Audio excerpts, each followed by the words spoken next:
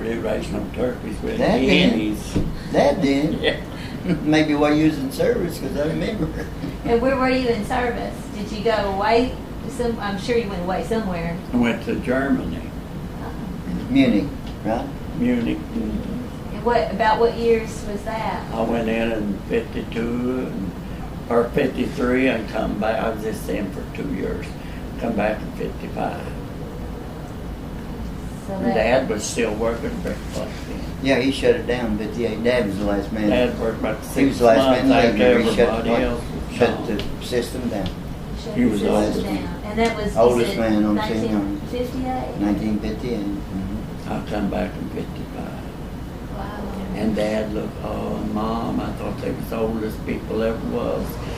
And here I am, 80, almost 84. How old- Dad lived to be 95, 4 months and 6 days old. Wow. And how old was he when they shut the brickworks down? Well, in 58, he'd have been 59. 59. So he was about ready to retire anyway. Did he go to work anywhere else, or did he? No. No. No, just It farmed and Got his Social Security on disability of crippled foot.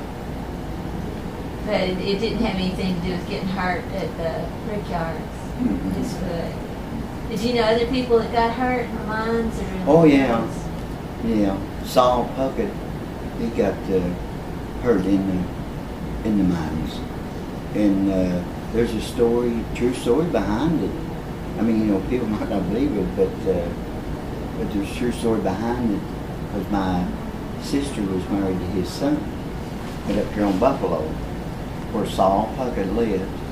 Well, so Janice was married, and they lived in the same house. You know, that's just where it was back then. And so anyway, Saul got up that morning.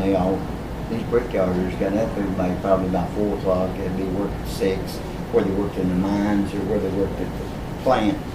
And he got up and he was telling at the breakfast table. See, everybody come to the table back in them days to eat breakfast. It was 4 o'clock in the morning. You got up and come to the table. Nowadays you eat anywhere. Families don't come together anymore. Come in, sit down, come meals, Well, so he says, I guess he had a big rough voice. He said, I dreamed a dream last night. He said, I dreamed of dry land. And he said, I dreamed of snow. And he made a little joke out of it and said, something surely bad to happen, I surely know. Something is bad to happen this day, I surely know. He went off to work. He had no Model A Ford. He hopped in it. Nobody never thought nothing about that little saying that he said. He really had a dream about dry land and snow, and he believed from his dream that something bad was going to happen to him. He went to the mines by 9 o'clock. The mines fell in on him, but he survived. So he got crippled up, so he had to retire. And so when somebody got hurt, was there any help for them, or they just have Social Security? Did they get any? Oh, honey, I don't think he got anything. I don't think he got anything. Of course, I didn't, too young to remember that back then. Well, And so never might talked to have Dad been about before, things even like that. before Social Security. See, that never come in But until in the 40s. well, knowing, thinking back and like I said, thinking back of the kind of man that old man Holden was, he probably took care of him in some way. I'm thinking. 'Cause he was just that kind of man. And back in them days too, neighbors looked out for their neighbors. Oh yeah. They helped their neighbors. And Oh yeah, they would, something happened if a barn burned or their house burned. Neighbors would come in and build him another barn or another house. And if he got hurt and was laid up, they'd come in and take care of his crops, garden, or if he had a corn crop out or whatever, they'd just come in and do it. I mean, they didn't have to pay the neighbors to do it. They just come in and they do things like that. That's the way it used to be. Old man Holland, they claim, came from Pennsylvania. Well, me and my wife was somewhere, and I don't know where, what, can't remember neither one. It was scanned a few years ago. We bought this little bag, looked like a little bag of meal, but it was some kind of cookie mix, I think it was. And it said Haldeman Milling Company in Shelbyville town in Pennsylvania. And so I gave it to Lloyd Dean, who interviewed him. And I think he wrote to him. And anyway, the Haldeman, I think, was connected with old man Haldeman, but they had sold that meal to a different, and it goes by a different name now. Well, now, after he left, and there was General Refractories, and then they brought a union in, or tried to bring a union in. And how did that go? Did you hear any stories about that? Oh gosh, honey, I got some good stories. Vernon, no doubt, does too, about that. And even My dad carried over to just to hear a few years ago. How long has it been since Albert Messer was killed? I was reading that in the Centennial paper yesterday. Maybe 20 years ago. 25 years ago. Yeah, longer than that. Ain't been It too might have long. been about 30 years. Maybe That'd 30 be more years. Close to it. That was related back to the Union. He got killed right over here He was on this road right here across the hill here. And what's his name, Messer? Albert Messer. Albert Messer? Allie. Allie Messer. Allie Messer. And anyway, when they were getting their union and forming their union and everything, it was a long, my uncle got grazed right here. His head grazed, sitting at the supper table, him and his family eating up here on Little Prairie. Uncle Oval Messer, we always called him. He went by the name of Wood, nickname. And but he wouldn't join the union. And there was some riders went by, and they had the cool little lamp sitting on the eating table, and they rode by and shot, and didn't hit nobody, but grazed him, got through here on his head, and made a believer out of him. He went the next day and joined in with the guys that formed the union, because he wouldn't do it, but that made a believer out of him. He went and joined in with them, and they had, and so anyway, it was there was a lot of people got killed in that area there.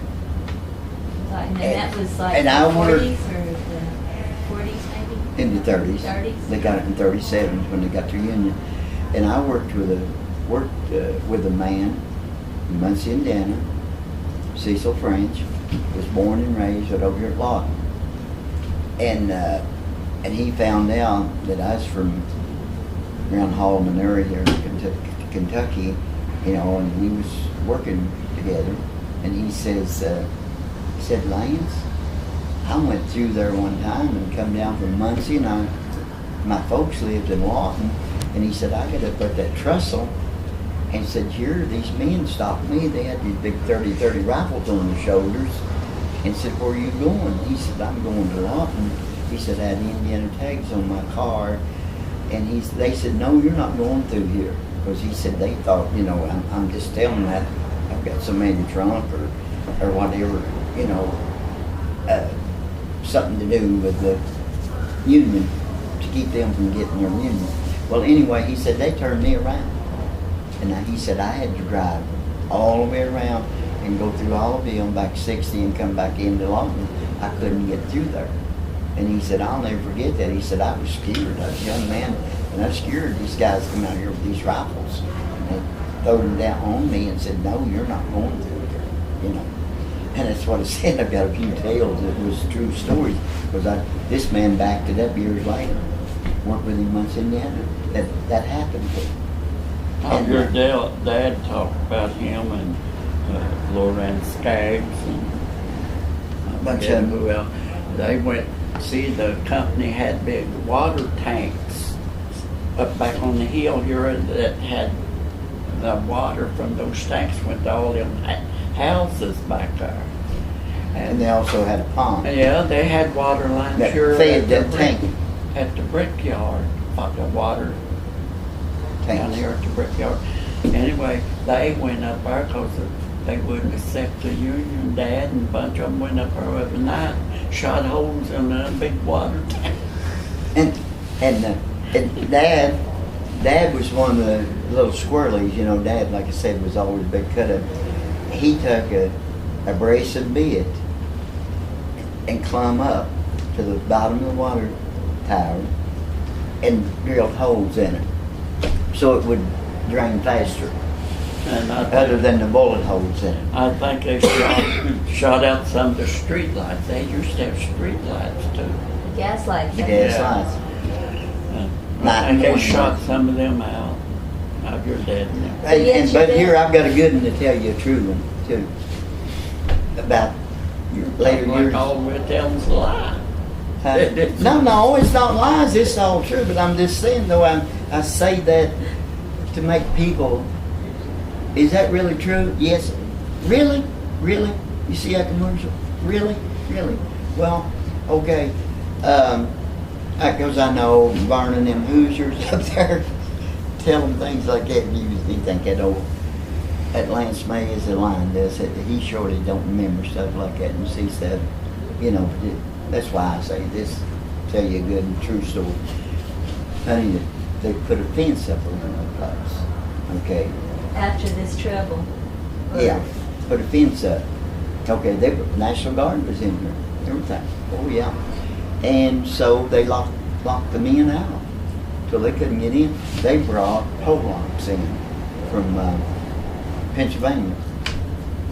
Yeah. And you know, old man Holman and the people that run the brickyard. Okay, they brought them in, and to go ahead and continue trying to make brick. Okay, well, Dad and them called them hunkies. They were Popeyes. They called them hunkies as a nickname. Well, so they all got together, honey, with their guns. They was already marching with their guns and everything, trying to get the Union. And so they had it made up. And the National Guard had moved down. They thought things had cooled down some, I guess.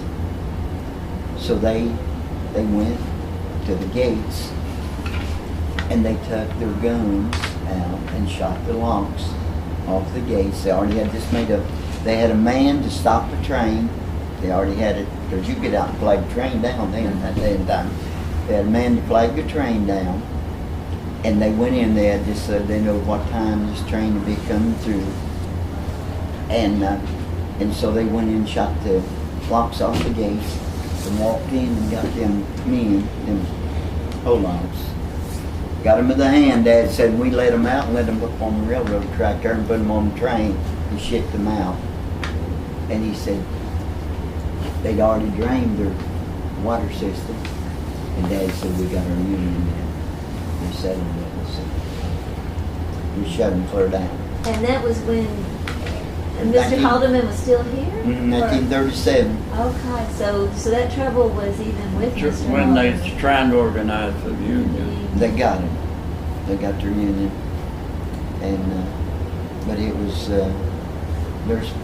there's probably murder cases right today that ain't never been settled, you know, that happened during that ordeal.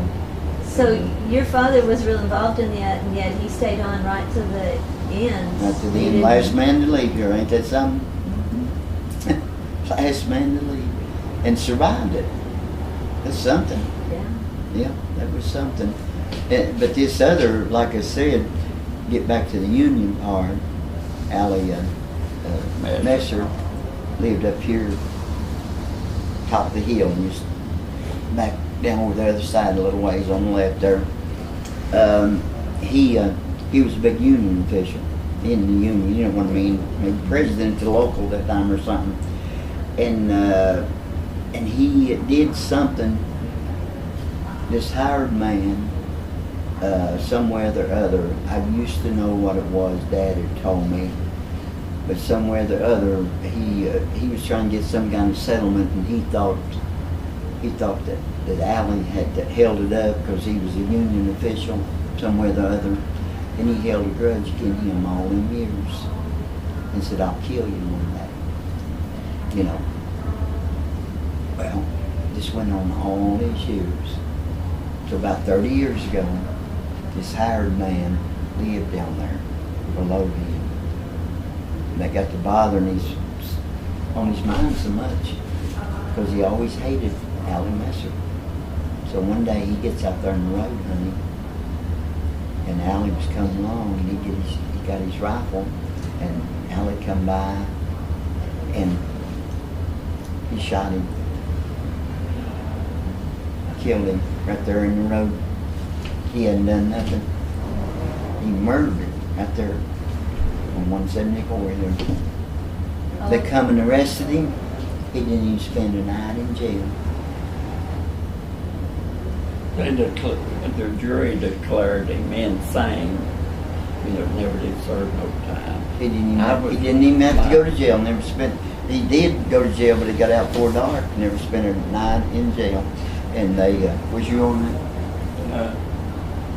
No, my Ray Lytle, my boss, was on the jury. He was on the jury. When they tried him and they declared him insane, but he just had a temper, so because he was a mean man. Most people was afraid of him. He worked for state after that. Yeah. And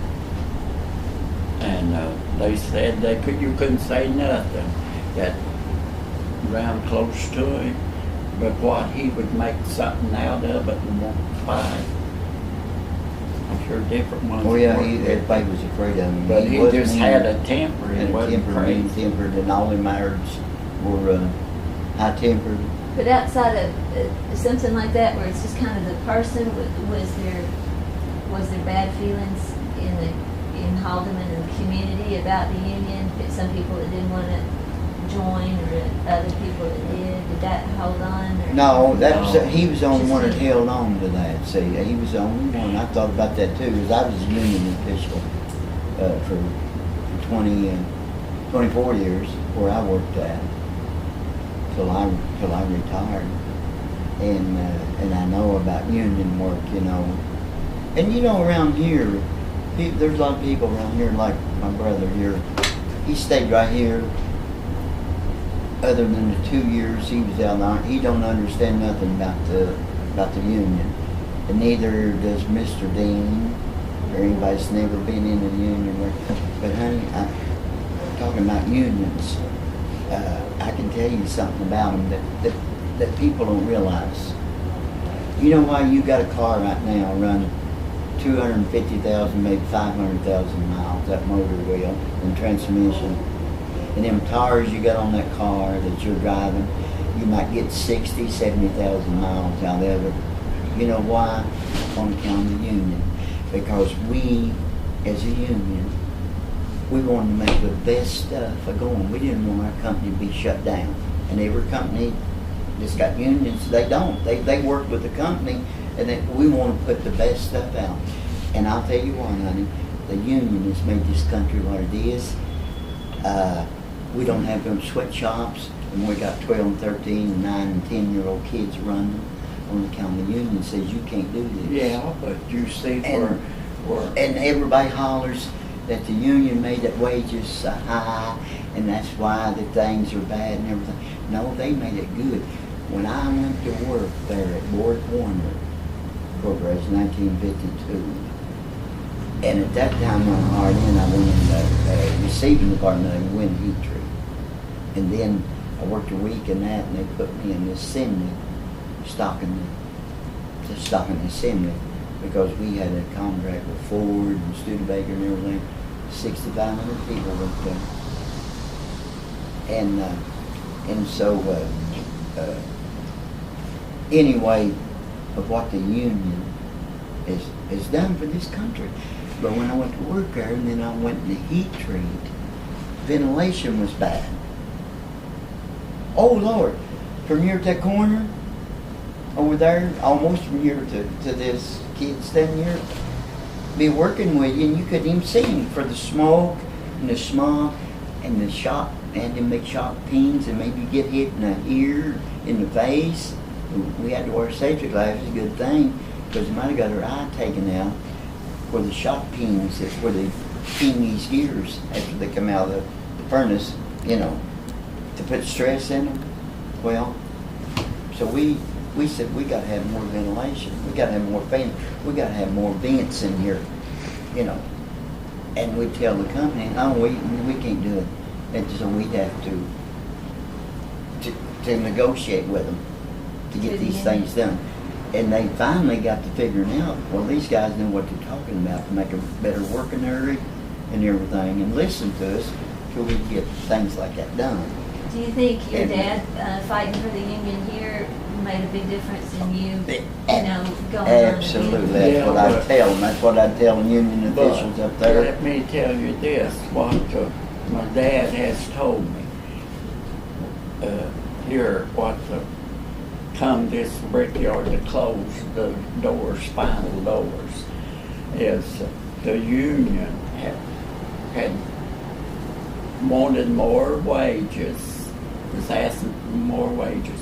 The company met with the union leaders and told them that if we have to raise your wages what you all want, we'll just have to shut her down because we can't make it on what you all are asking for. That I've heard Dad tell us time and time again. And they thought the company was just bluffing, and they went on ahead and strike, so the company just closed the doors, closed her down. Said they couldn't afford what they was to pay the men, what they was asking for. Well, they had all kinds of benefits, and then So in the end, they had benefits like retirement or yeah, they had. Oh yeah, boy, yeah. Oh honey, it was great. But that's they it would was see great. that in any organization you get, I guess, there's somebody all the time that get into something, and they all the time want more, and you can just go so far. And if that company, But there's a system to it though. yeah, brother. if a company can't make a profit and stay in business, what are they going to do? Just go broke or close her down? Do you think- But Vernon, there's a system to it, honey. We know what the company was making through the union. We know their benefits. They paid our benefits, Yeah. insurance and stuff. We knew what profit that they made that the public, they don't let it out to the public. The public don't know what Board Warner and Muncie Indiana was making. Well, I don't care You know about what I'm saying? But you know what they hollered all the time? If unions asked for that, we'll close this place down. We can't afford it. We knew the profit that they was making. So we knew, and so they'd come back, we'd negotiate, and they'd say, we'll give you $1.50, and you can use it how you want to. Well, and we usually put it into retirement